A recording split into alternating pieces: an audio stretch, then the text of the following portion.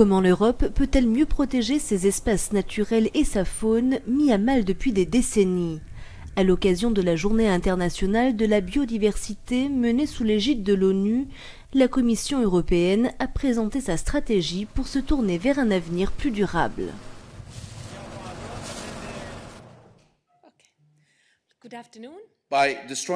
En détruisant la nature à un rythme inédit et en comptant près d'1 million d'espèces menacées d'extinction en quelques décennies à peine, nous avons littéralement menacé notre propre vie, notre santé et notre bien-être.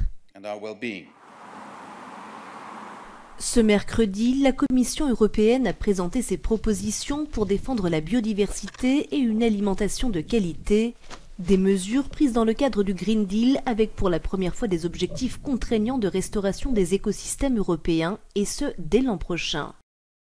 Bruxelles propose de planter 3 milliards d'arbres d'ici à 2030 et d'interdire l'importation de tous les produits qui ont contribué à la déforestation.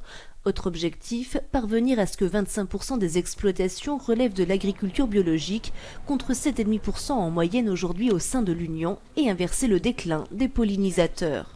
La stratégie consiste à protéger activement 30% du territoire européen, terrestre et marin, d'ici 10 ans et diminuer de moitié le recours aux pesticides dans l'agriculture d'ici à 2030. La Commission promet de consacrer 20 milliards d'euros à la défense de la biodiversité par le biais des programmes mis en place. Un dossier est également inscrit dans le plan de relance pour doper l'économie européenne érodée par la crise sanitaire. Angela Merkel et Emmanuel Macron ont appelé à un renforcement du Green Deal, mais ce n'est que le 27 mai prochain que la Commission européenne détaillera sa feuille de route.